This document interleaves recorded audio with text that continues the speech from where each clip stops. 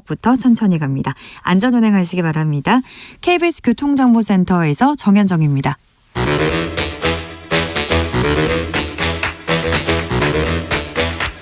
이것이 혁신이다. 여야를 내려놓고 관습을 떼버리고 혁신을 외쳐봅시다. 다시 만난 정치 공동혁신구역.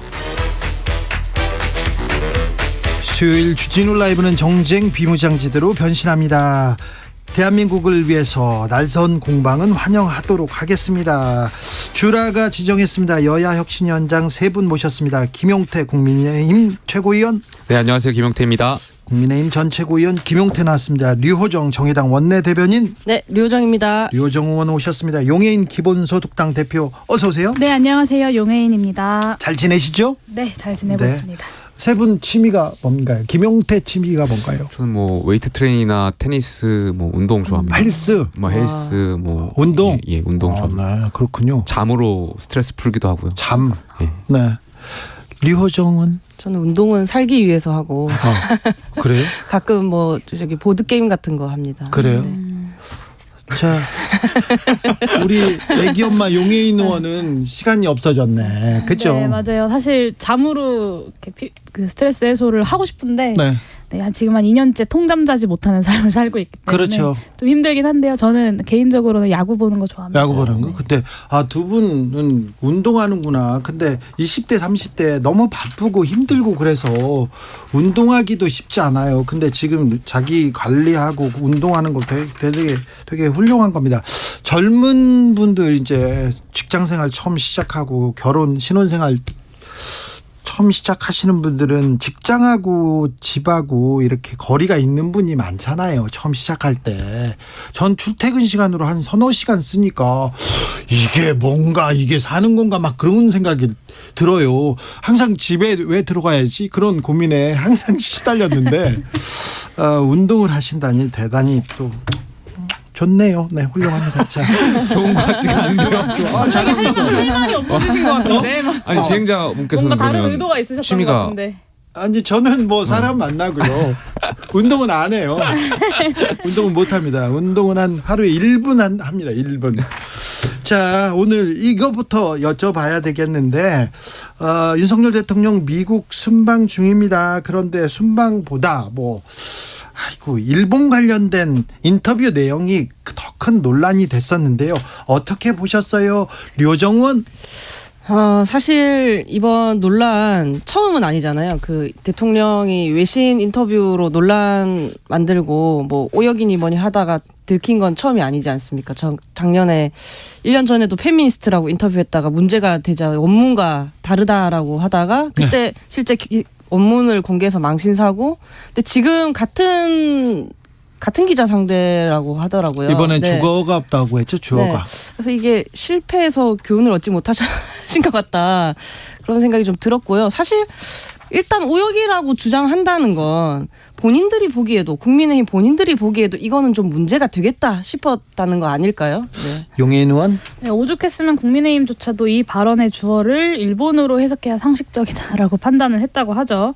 저는 2024년 미국 국무부에서 발간할 보고서에 언론 탄압 사례로 이 주어가 없다 사례가 또 올라가지 않을까라는 생각이 좀 들었습니다. 지난번에 바이든 날리면 네. 그 사태가 올라갔다 이 얘기죠? 자유라는 가치를 공유하는 우방인 미국에서 국무부가 매년 언론 탄압 보고서를 내잖아요. 네. 올해는 이제 바이든 날리면이 들어갔었는데 이번에도 이제 수석 대변인이 오역이다, 주어가 없다라고 몰아붙이려고 하다가 이제 녹취가 나오고 하니까 이제 한 발 뒤로 물러섰고 실패를 하셨어요.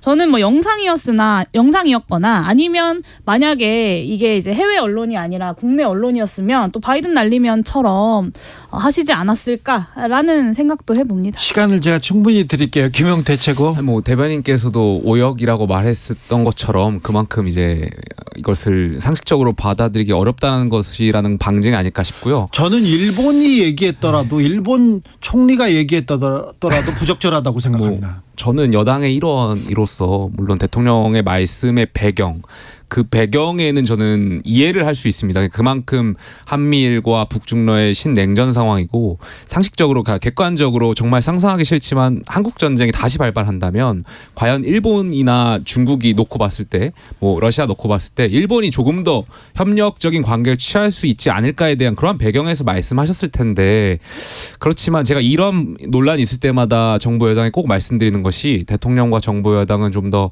예민하고 섬세했으면 좋겠어요.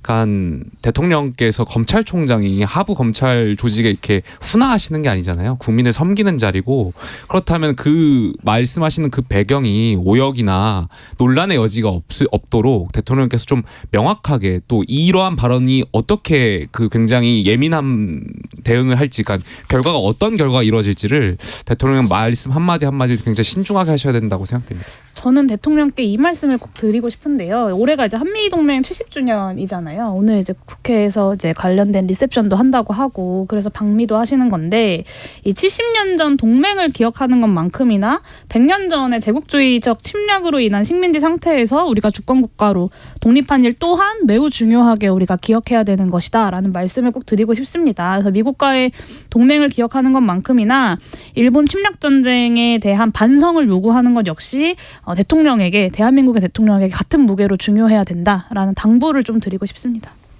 뭐 김대중 대통령이 당시에 이제 말씀하셨던 것들을 예로 들어서 뭐 같은 취지다 이런 말씀들을 많이 하시던데 그 진심이 사실 와 닿으려면 국내에서부터 사회통합과 협치를 위해 우선 활동하셔야 된다 그런 말씀드리고 싶습니다. 김대중 대통령의 결단과 같다 이렇게 얘기를 하는데 어제 김대중 대통령의 아들 김홍걸 의원이 와가지고는 그때는 통절한 사과와 반성이 있었고 그걸 바탕으로 미래로 가자는 얘기였다. 사과와 반성을 하니까 우리가 손을 잡아주고 미래로 가야지 이런 얘기를 할 수 있었는데 일단 기본적으로 사과 반성이 없었고 그리고 국내 설득도 좀 부족하지 않았나 이런 생각은 해봐요. 예, 그 기사 내용을 더 보니까 대통령께서 이제 충분히 설득을 했다라는 말씀이 있었던 것 같은데 다시 한번 확인해봐야겠지만 저는 아직도 여기에 대해서 국민에 대한 설득이 부족하다라고 생각되고요. 네. 대통령께서 말씀하시는 그 일본과의 관계 증진도 물론 중요하겠습니다만 과거사에 있어서 국민들에 대한 어떤 일본 국민이 갖고 있는 그런 반성도 더 분명히 선행되어야 될 것이고요. 여기에 대해서 우리 국민이 갖고 있는 어떤 그런 정서라든지 감정도 대통령께서 이해해 주실 그러니까 대통령으로서 그 국민을 대표하는 분으로서 거기에 대해서 공감하실 필요가 있다고 생각됩니다. 김용태 최고 이번 미국 순방 윤석열 대통령의 미국 순방 어떤 장면이 기억 남습니까? 어떤 생각 듭니까? 그러니까 아직 한미 정상회담이 아직 오늘 없어요. 밤에 네. 있을 거여서요. 조금 더 지켜봐야겠습니다만 저는 안보적인 부분도 굉장히 중요하다라고 생각해요. 북한에 대한 핵 위협에 대해서 북한의 계속적인 도발에 있어서 동맹국으로서 미국이 어떻게 대처할 것인지 그러니까 뭐 언론을 통해서 보니까 핵 대 핵이라는 그런 별도의 문건이 발표될 수도 있다라는 관측이 있는데 그러한 것을 좀 더 기다려봐야 될 것 같습니다. 류호정 의원은요? 저는 아직 특별히 기억에 남는 게 있지 않습니다. 하나하나가 좀 강렬한 논란들이긴 하지만 그로 인해서 어느 것 하나도 강조되지 않고 있고요. 안에서 논란이다가 밖에서도 또 논란인 그런 상황이 참 안타깝습니다. 많은 성과를 갖고 돌아오셨으면 합니다. 용해인 대표? 네, 좀 지켜봐야겠죠. 우리 국민들이 봤을 때 이번 한미 정상회담의 최대의 의제는 반도체법이랑 그 인플레이션 감축법에서 한국 기업에 대한 불이익을 제거하는 게 가장 중요한 의제일 수밖에 없는데 네. 미국 가기도 전에 이미 이제 미국이 구체적인 세부 사항들을 확정해서 발표를 하면서 이 정상회담 의제의 테이블에도 못 올라가게 되는 상황이 이미 벌어졌습니다. 그래서 3월 21일에는 반도체법 세부 사항을 확정 발표했고 4월 17일에는 이제 인플레이션 감축법 세부 지침 발표하면서 이제 전기차 보조금 수혜 대상에서 한국 완성차 기업들이 최종적으로 배제가 되었는데요. 네.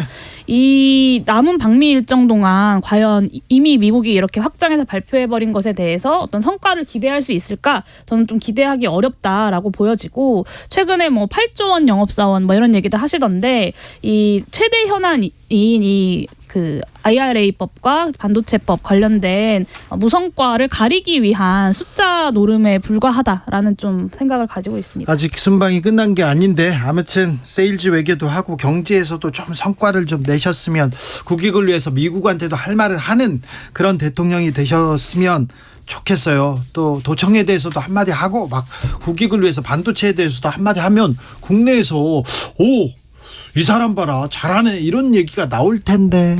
그런데 안 그러셨잖아요. 그 MBC 뉴스 네. 인터뷰에서 친구가 친구를 염탐합니까? 라는 앵커의 질문에 가장 중요한 것은 신뢰다. 신뢰가 있으면 흔들리지 않는다 답변하셨잖아요. 근데 저는 이걸 보면서 대사를 바꿔야 맞는 것 같은데라는 생각을 했거든요. 이런 거죠. 앵커가 도청으로 인해서 이 한미 관계가 흔들릴까 우려하는 마음으로 가장 중요한 것은 신뢰가 아니겠습니까? 라고 질문을 하면 네. 대통령이 친구가 친구를 염탐합니까? 라고 반문하는 거죠. 오히려 이게 자연스러워 보이는데 정말 이게 얕잡아 보일 것 같아서 이 걱정입니다. 질문이 나올 게 뻔한데 분명한데 여기에 대해서 대통령실에서 조금 슬기로운 대사 슬기로운 대화를 준비했다면 훨씬 좋았을 텐데 효과적이었을 텐데 그렇습니다. 사실 미국이 도청하다가 이게 염탐하다 걸렸잖아요. 그런데 여기서 한마디를 대통령이 잘 하고 넘어간다. 허허 이거 봐라. 간단치 않네. 오히려 이런 위기가 기회가 될 수도 있는데 조금 아쉽다. 국민 정서에도 모자란다. 이렇게 얘기도 나옵니다. 그런데요. 우리 여기 혁신위원 이거 단골 손님이었던 우리 장경태 최고가 윤 대통령이 화동한테 뽀뽀했는데 그거를 성적 학대다 이렇게 얘기했는데 요거는 어떻게 생각하세요? 젊은 정치인들은? 전 한마디도 하기 싫더라고요. 그냥 왜? 논평도 하기 싫고 네. 시민들도 비슷한 마음일 것 같아요. 고소하고 뭐 고발하고 서로 미워하고 혐오하고 그래 백날 싸워봐라. 나는 관심 없다 이렇게 생각하실 것 같고 근데 저희가 꼭 이 뭐 장경태 의원님이나 이 지금 분들뿐만 아니라 막말 정치 굉장히 많이 지적받았잖아요. 네. 좀 이제 좀 정신을 차려야 되지 않을까 싶습니다. 네. 그러니까 저는 조금 전에 용해인 의원께서 이제 그 8조 대한민국에서 유치한 거에 대해서 그러니까 그것이 만약 IRA나 그저 반도체법을 가리기 위한 것 아니냐라는 이제 의문을 던져주셨는데 저는 그러니까 장경태 의원님도 그렇고 비토크라시가 만연해 있는 것 같아요. 그러니까 반대를 위한 반대를 좀 야당이 하는 것 같아서, 그러니까 대통령께서 잘하는 거에 있어서는 물론 이제 8조 원 더 이제 유치해 오겠지만 여기에 대해서는 야당에서도 칭찬할 것은 전 칭찬해 주셔야 된다고 생각되고요. 장경태 의원도 쓸데없는 논쟁으로 계속해서 국민적으로 굉장히 뭐랄까요, 그러니까 별로 좋지 않은 논쟁을 일으키는 거잖아요. 그러니까 휘발되는 이슈인데 장경태 의원이 한번 자극적인 언행을 통해 가지고 국민적인 어떤 본인이 이렇게 관심을 받으려고 하는 것인지는 잘 모르겠습니다만 우리 정치의 어떤 혐오감이나 이런 거는 주지 않았으면 좋겠고요. 그러니까 언행을 좀 조심해 줬으면 좋겠습니다. 용해인 의원? 네, 뭐 이렇게 같이 방송했던 사람으로서 이런 말 하기 좀 그런지 모르겠지만 네, 조용히 계셨으면 좋겠습니다. 이게 반대를 위한 반대라고 말씀해 주셨는데요. 사실 여당과 민주당이 똑같습니다. 그 한덕수 국무총리가 대정부 질문에서 독도가 한국 땅이 맞죠? 라고 질문하니까 야당 의원이 절대로 아닙니다. 라고 했잖아요. 네. 근데 그게 진짜로 일본 땅이라고 생각해서 그러진 않으셨을 거 아니에요. 일단 부인하고 시작하니까. 그렇죠. 일단 야당 의원 말에 대해서 일단 반대하고 일단 싸우자라는 어떤 마음가짐이 있기 때문에 그런 실수를 하게 되는 건데 저는 이 면에서는 여당도 그리고 야당도 별로 국민들 앞에서 고개를 들 수 없는 상황 아닌가라고 말씀드릴 수밖에 없을 것 같습니다. 자, 김건희 여사와 관련해서 허위 사실을 유포한 혐의로 우상호 의원 그리고 장경태 의원이 검찰에 송치됐습니다. 이 기사는 어떻게 보셨는지요? 자, 먼저 류호정 의원. 이것도 아까 답변 드린 취지랑 비슷한데 고소 고발을 사실 뭐 남발하는 게 좋은 건 아니지만 지금 사실관계 확인 제대로 안 해서 뭐 이모 교수 같은 것도 나온 적이 있고 네. 정치인이란 말로 또 사람을 설득하는 직업인데 지금 말을 무기로 그저 이제 휘두르고 있는 것도 있지 않습니까? 그저 저를 포함해서요. 이런 일들을 계기로 말하기 전에 좀 더 심사숙고할 수 있도록 경각심을 가지는 뭐 시간을 좀 가져야 하지 않나. 저를 포함해서입니다. 용해인 의원. 네, 정치의 사법화가 정말 심각하죠. 사실 법 이전에 정치가 있어야 하고 그 정치를 통해서 법으로 풀 수 없는 여러 가지 문제들을 해결해 나가라고 국민들이 정당들에게 투표도 하고 뭐 후원금도 보내고 응원과 연대와 지지도 하는 건 아니겠습니까? 그런데 김건희 여사에 대해서 뭐 이런저런 말들을 한 것에 대해서 이렇게 고발을 통해서 사법적 조치들을 취해 나가면서 뭐 야당과 혹은 국회와의 어떤 존중도 없고 논의도 없고 협치도 없는 대통령실의 모습은 그냥 이런 말이 허위 사실이었다라는 어떤 명분으로 정당화될 수 있는 건 아닌 것 같고요. 뭐 그 민주당 발언들이 분명 가볍지만 본질은 사실 그게 아니라 이 김건희 여사의 여러 가지 행보에 대해서 본인의 지난 대선 과정에서 조용히 내조하겠다, 보이지 않는 곳에서 있겠다, 그리고 자신들의 잘못에 대해서 죄송하다라고 이야기했던 그 말을 내던진 것이 저는 가장 핵심이라고 생각합니다. 그래서 지금이라도 다시 본인의 의혹에 대해서 책임 있게 해명하고 수사받을 거 수사받고 제2부속실 다시 복구해서 영부인으로서 좀 제대로 된 기획을 가지고 국민들 앞에 등장하면 과연 이런 이슈들이 이어질까라는 생각이 듭니다. 민주당에서는 이건 사적 보복이다. 검찰 정권의 보복이다 이렇게 생각하는 것 같습니다. 이재명 대표 오늘 조명을 사용한 게 맞는 것 같다. 자, 장경태 의원처럼 나도 고발하라 이렇게 얘기했던데요. 아니 조명 사용하고 안 하고가 뭐가 그렇게 중요하겠습니까? 그리고 약간 장경태 의원도 제가 알기로 그 민주당 제1야당의 최고위원회에서 발언했던 걸로 알고 있는데, 아니 제1야당의 최고위원회에서 여사에 대해서 이러한 루머를 말씀하시는 것이 과연 온당한 것이냐, 저는 그렇게 생각되고요. 쓸데없는 이야기들 계속 하고 있는 것이라고 생각되고요. 정치가 전반적으로 하향평준화된 것 같아요. 근데 여기에 대해서는 일단 민주당이 어떤 반성이나 사과가 있어야 될 것 같고요. 또 대통령실도 말씀한 대로, 그러니까 용해인 의원 말씀하신 대로 정치 사법화는 지양해야 된다고 생각해요. 그러니까 그렇죠. 대화 타협을 통해서 이 부분 네. 좀 해결됐으면 좋겠습니다. 이걸 고소 고발할 것인가 여기에 대해서는 좀 정치가 사라졌다, 실종됐다 이런 얘기는 계속 나와요. 이재명 대표의 화법에 대해서 최근에 계속 얘기가 됩니다. 지금 송영길 돈봉투 사건 송영길 전 대표는 이렇게 탈당하고 기자회견을 했습니다. 그 질문을 언론에서 계속 묻고 있고요. 거기에 김연아는요, 박순자는요, 이런 식으로 대응하고 있는데 이 점은 어떻게 보시는지요, 김용태? 야당 대표로서의 적절한 발언은 아니었죠. 그 말씀하시는 그 발언에 내포된 의미는 국민의힘도 잘못하고 있는데 왜 민주당만 향해서 그러냐, 억울하다, 이런 표현이 있는 거잖아요. 국민의힘이 워낙 또 잘못하니까 최고위원회에 있어 보면 거기에 대해서 그러니까 민주당 대표가 제1야당 대표로서 본인을 향한 사법 리스크 의혹도 있고 또 네. 전직 대표를 향한 돈봉투 의혹이 있는 이 와중에 제1야당 대표가 만약에 그 자리에서 죄송합니다, 여기까지 하겠습니다라고 했으면 국민들이 오히려 더 민주당을 향해 가지고 지금만큼보다는 더 조금 좋게 보지 않았을까에 대한 아쉬움이 있고요. 야당 대표로서 좀 발언이나 이런 것을 좀 싸우려고만 들지 마시고 어떤 처해진 어떤 그런 현상이나 현안에 대해서 좀 반성할 필요가 있지 않나 생각됩니다. 용해인 대표? 네, 말씀하신 대로 야당 대표로서 적절한 발언은 아니었죠. 물론 이제 정치 검찰의 이 편향된 수사에 대한 어떤 억울한 마음도 있을 수 있고 이 사안 자체에 대한 억울한 마음도 있을 수 있지만, 어쨌든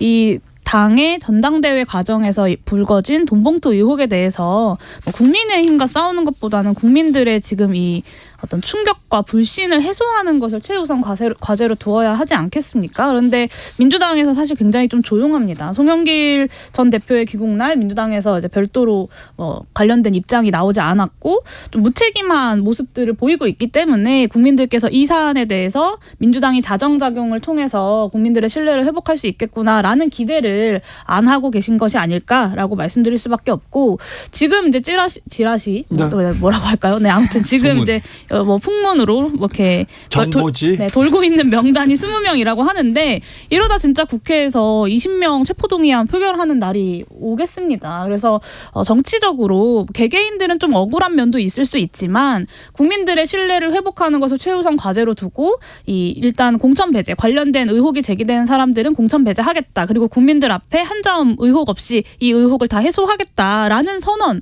하는 것이 가장 우선 과제이지 않을까.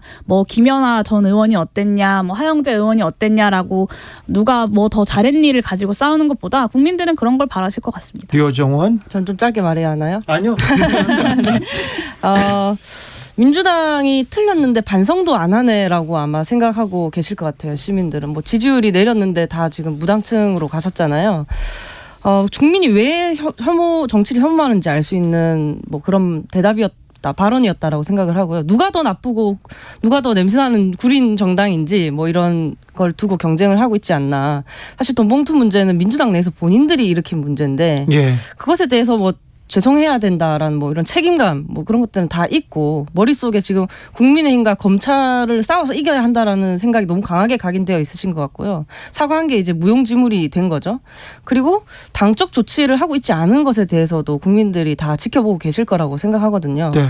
학교로 조금 비유를 하자면 문제를 일으킨 학생이 있는데 조사나 어떤 그에 따른 징계가 이루어지기 전에 그 학생이 자퇴 내지 전학을 가버린 거예요.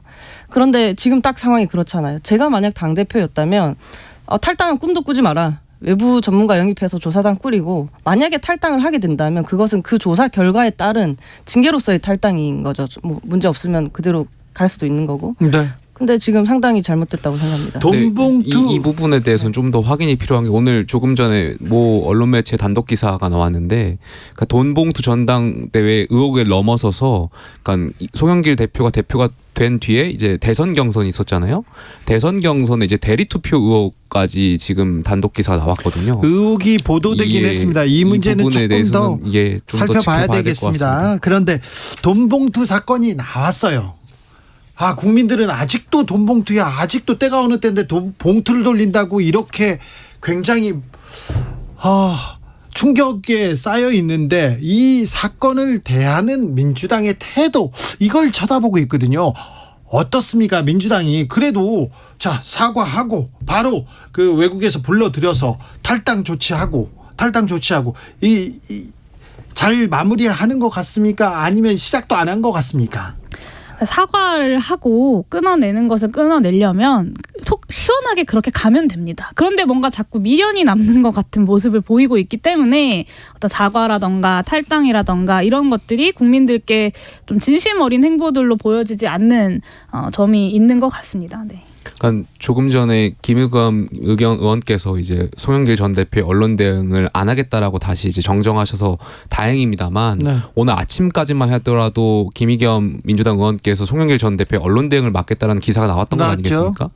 아니 전직 대표의 탈당 그 돈봉투 의혹을 혐의를 받고 있는 전직 대표에 대한 탈당한 전직 대표를 어떻게 민주당의 현역 국회의원이 언론 대응을 맡는다는 생각을 할 수 있겠습니까? 저는 그 생각한 것 자체부터 민주당이 아직도 정신을 못 차렸구나. 그래서 국민들이 보기에 그것 좀 이상해요. 예, 그것도 이상합니다. 저는. 네. 내심 아직도 억울한 게 아닐까 싶어요. 사과를 했다가 반문했다가 뭐 탈당 꼬리 자르기 비판을 받고 뭐 이런 것들이 아직 내심 아직 생각을 못하는 사실관계를 거죠. 네. 네. 확인 안 했고요. 기소 당하지도 않았고 재판에서 유죄가 나오지도 않았고 억울할 수는 있어요. 그런데 국민의 눈높이에서는 조금 동떨어져 있는 거 아닌가. 민주당의 대응이 뭐 대응을 다 한 것처럼 얘기하는 사람들이 있는데 아직 시작도 안 했잖아요. 그런데 왜 그렇게 생각할까? 이런 생각을 조금 해봅니다. 그 말씀은 꼭 드려야 될 것 같은데요. 뭐 민주당이 이런 얘기를 하면 부적절하겠지만 제3자로서 좀 말씀을 드리면 네. 검찰이 수사 시간표를 가지고 이 수사를 진행시키고 있다는 의혹을 지울 수가 없습니다. 계속해서 왜 지금일까요? 네. 그리고 또 뭘까요? 계속 그 생각은 그 의문은 계속됩니다. 남죠. 예, 그리고 계속해서 녹취록이 등장하고 있는 것에 대한 국민들의 우려도 있는 것이고요. 그래서 검찰이 정치 검찰이라는 오명을 벗기 위해서라도 이 사안에 대해서 단호하고 빠르게 그리고 편파적이지 않게 공정하고 엄정하게 수사하는 모습을 보여주기를 촉구합니다. 근데 지금 말씀하신 그 발언의 배경에는 이 녹취록의 출처가 마치 검찰인 것처럼 단정하시는 거잖아요. 변호사일 네, 수도 예, 있어요. 변호사일 수도 있고 여러 가지 가능성이 있고 또 며칠 전에 기사를 보면은 그 이정근 전 부총장이 꼬리 자르게 굉장히 괘씸했다라는 식의 단독 기사가 나왔잖아요.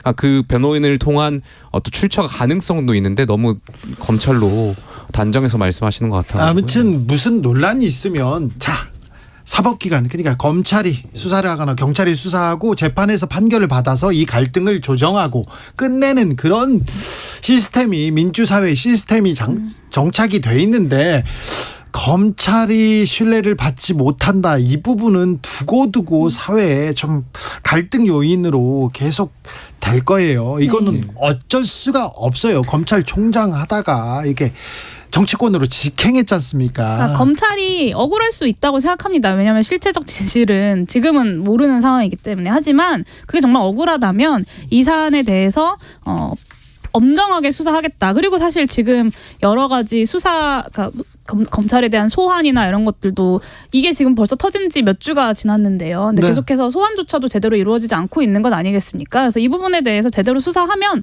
억울함을 스스로 풀 수 있다라는 말씀을 드리고 있습니다. 그렇죠. 하나씩 둘씩 신뢰를 좀 쌓아가야죠. 국가기관이 신뢰를 받는 것은 우리 국민들한테 국익에도 좀 부합됩니다. 검찰도 좀 공정한 척, 정의로운 척이라도 조금 해주셨으면 합니다. 네. 류호정 의원께서 민주당 지지율 내려가고 무당층 좀 올라갔다 이렇게 언급하셨는데 또 실내 주진우 라이브에서는요. 네, 개요 알려드리겠습니다. 22일에서 24일 뉴시스가 국민리서치그룹 에이스 리서치에서 의뢰했습니다. 더불어민주당 지지율 34.9%, 무당층 25.1%로 집계됐는데요. 그 전 조사 15일에서 17일 조사한 같은 조사에서는요. 민주당 지지율이 그 전 조사에 비해서 4.1% 하락했고요. 무당층 지지율은 4.7% 올라갔네요. 류호정 의원 말대로. 자세한 내용은 중앙선거 여론조사 심의위원회 홈페이지 참조하시면 됩니다. 자, 지금 다 당에서 여의도에서는 4월 국회 뭐 끝나고 일도 별로 안 했는데 다 신당 어떻게 되는데 공천 어떻게 되는데 누가 어떻게 된대 이런 얘기 비대위 간대 이런 얘기만 나온다면서요. 그렇죠? 제3 신당은 가능성이 있을까요? 약간 뭐 신당의 가능성은 신당이 주체적으로 나가는 것에 대해서 봐야겠지만 사실 역사적으로 봤을 때 변수로서 많이 작용을 했잖아요. 네. 선거구제 개편이 어떻게 될지, 양당에 대한 공천이 어떻게 될지. 공천 탈락자들이 가지 않고 진짜 실력자들 참신한 사람들이 모이면 신당의 파괴력은 커질 텐데 그게 변수예요. 이 뭐 국정 지지율에는 여러 가지 변수로서 좀 봐야 될 것 같아서 조금 더 지켜봐야 될 것 같습니다. 류호정 의원은 한마디. 이제 사실 뭐 신당에 대해서 여야 막론하고 진보 보수 막론하고 모두가 비관적이잖아요. 언론도 그렇고 한 번도 성공하지 못했기 때문인데요. 그만큼 정치를 불신하기 때문이다. 네. 이런 거고요. 하지만 그래도 이대로 있을 수는 없지 않겠습니까? 네. 새로운 시도를 새롭지 않다고 이렇게 용해인 조롱하는 것보다는 류호정, 네. 김용태였습니다. 인사해야 돼요. 네. 시간 다 됐어요. 감사합니다.